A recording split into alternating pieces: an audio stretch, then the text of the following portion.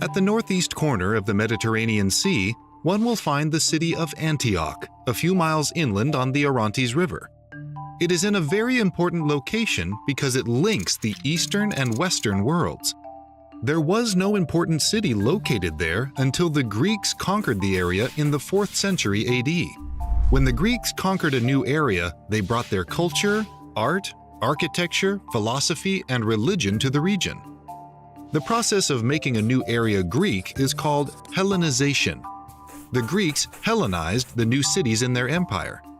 The Greeks built buildings in classical Greek style in Antioch, and it soon became an important city to trade, politics, and religion that connected the Eastern and Western worlds. In 64 BC, General Pompey of the Roman army captured the city of Antioch from the Greeks, and it remained an important city in the Roman Empire for many centuries. One can imagine the variety of religious conversations overheard in the city streets from the Greeks, Romans, Egyptians, and Phoenicians who established their places of worship throughout the city. Add to the mix a few Eastern cults and no small number of Hellenistic Jews who were brought to the city or migrated there when it was still controlled by the Greeks. It was a truly cosmopolitan city, which reflected the cultural and religious diversity of its population, but all under Roman rule. Following the martyrdom of Stephen in Jerusalem in the mid-30s AD, many followers of Jesus migrated northward to Antioch to take refuge there. Acts 8:1 and 11:19. This is where followers of Jesus were first called Christians. Acts 11:26. The earliest and most well-known Christian missionary work of the 1st century had its genesis in Antioch. Paul and Barnabas were sent out by the Church of Antioch to the northern Mediterranean world. Paul's 3 missionary journeys and his trip to Rome were responsible for the spread of Christianity to the Jews and Gentiles around the Roman Empire.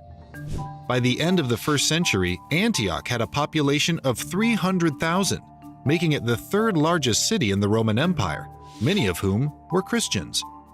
It was not only an important city to the empire, but to Christianity in its earliest and most vulnerable stage. Christians in Antioch were among the most persecuted Christians in the Roman Empire. Some well-known monastic communities also spread east from Antioch. Before and after Christianity became the legal and eventually official religion of the Roman Empire in the 4th century, Antioch was recognized as one of the major centers of Christianity. It boasted a robust theological school to train people for ministry that rivaled the theological schools in Alexandria and Carthage. Since the city's population was so big, its location so crucial to the exchange of ideas, and its school so influential, the bishops of Antioch would wield significant influence over matters of church doctrine for centuries to come in the early church era. Along with Rome, Constantinople, Alexandria, and Jerusalem, the city of Antioch was crucial to the growth and direction of Christian life and thought.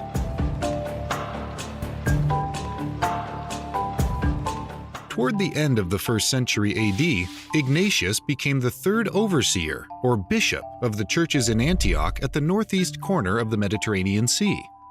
His bishopric also included the churches in the region of Syria. There was no central church building in Antioch or Syria. The church was made up of a series of house churches around town and throughout the countryside. While the exact date of Ignatius' birth is uncertain, historians believe it was either in AD 30 or 35. He had such a close relationship with God that he was given the nickname Theophorus, which means one who bears God. A much later tradition changed the Greek slightly to Theophorus, which means one whom God bears. The claim was thus made that Ignatius was the little child whom Jesus placed on his lap in the 18th chapter of Matthew. Thus, it was later held that God in the flesh bore Ignatius on his knee. It is a sweet story, but it is not found in the earliest literature by or about Ignatius. By describing Ignatius' birth during Jesus' ministry, the story does demonstrate that Ignatius was likely in his 70s when he was arrested and put on trial in Antioch before Emperor Trajan himself, or before one of his emissaries. Though nothing is known about the trial itself, Christians in that era were often brought before a magistrate or governor, questioned along with witnesses as to if they really were Christians, and then punished accordingly. The result of the trial is that Ignatius was found guilty of being a Christian and therefore sentenced to death. Most of what is known to us about the life and beliefs of Ignatius come from his 7 letters, or epistles, written to 6 churches and to Polycarp, the Bishop of Smyrna. These 7 letters were written in about AD 107 when Ignatius was escorted by Roman soldiers from Antioch to Rome. While he was on his way to Rome, he was visited by many Christians who were guilty of the same crime of which Ignatius had been convicted, simply being a Christian. His first major stop along the way was in the town of Smyrna, where Polycarp was the bishop. From that location, Ignatius wrote letters to the churches in Ephesus, Magnesia, and Tralles, which lay to the south of Smyrna. He also sent another letter ahead to Rome. When he arrived at Troas, he wrote letters to the churches in Philadelphia and Smyrna, as well as to their bishop, Polycarp. How did Ignatius die? His epistle to the Romans indicates that he was anticipated being attacked by wild beasts in the Roman Colosseum for the entertainment of the crowds. Ignatius heard that some Christians in Rome were planning to rescue him in some way so he would not have to endure a martyr's death. However, he pleaded with them not to show an untimely kindness to me.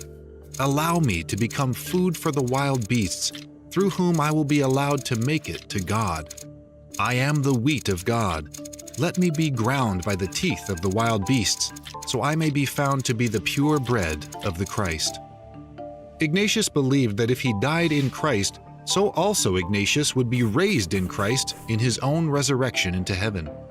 While it may sound strange today to hear of a Christian wishing to die for his faith, Ignatius set an example for the early church by going so far as to say, "May I enjoy the wild beasts who are prepared for me. I want them to rush upon me, and I will urge them to devour me quickly." Ignatius was not suicidal. He was wanting the Roman Christians to not interfere with his martyrdom. So as he had lived for Christ faithfully, Ignatius might also die for Christ faithfully. Polycarp received word of Ignatius's successful martyrdom. Ignatius would be revered in all corners of the Christian church throughout her history as a holy example of one who bore God faithfully in his life, death, and writings. Following his martyrdom, Ignatius's bones were brought back to Antioch and eventually returned to Rome. His faithfulness is celebrated in the West on October 17th and in the East on both December 17th and 20th. When Ignatius, Bishop of Antioch, was sentenced to death in AD 107, he was escorted from Antioch to Rome to be martyred. Along the way, he was visited by Christians who encouraged him and brought reports of how their churches were doing. Ignatius wrote 6 letters or epistles to some of these churches and a letter to Polycarp, the Bishop of Smyrna. The letters had several themes in common, but the most important theme was church unity. According to Ignatius, the most important thing for the churches to do to maintain unity was to treat their own leaders with honor. The bishop of each city's churches should be honored and obeyed like God himself. The presbyters or elders should be honored and obeyed like the apostles, and the deacons should be treated with honor too. Although it was important for every Christian to honor one another, honoring and obeying church leaders was important to the unity of the church. Ignatius recognized 2 hindrances to this unity among the churches. One was heresy, or incorrect doctrinal teaching, especially about the person of Jesus Christ. During Ignatius's day, a heretical group called the Docetists infiltrated the church. The Docetists believed Jesus was fully God, but they could not imagine his being fully human. They taught that Jesus only seemed to be human, but like a ghost. He was too spiritual to be a fully physical being. Ignatius warned his Christian friends to beware of false teaching and instead embrace the full humanity and divinity of Jesus.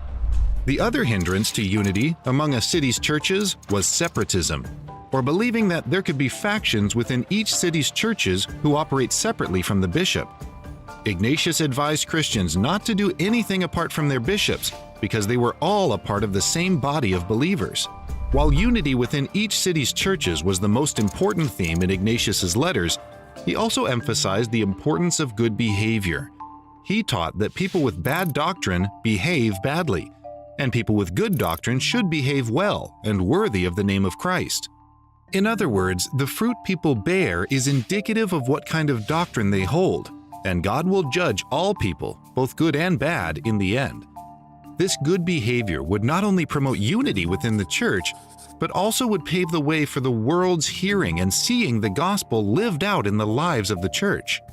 One letter Ignatius wrote is different from the other 6 because it is written to Polycarp, the bishop of Smyrna.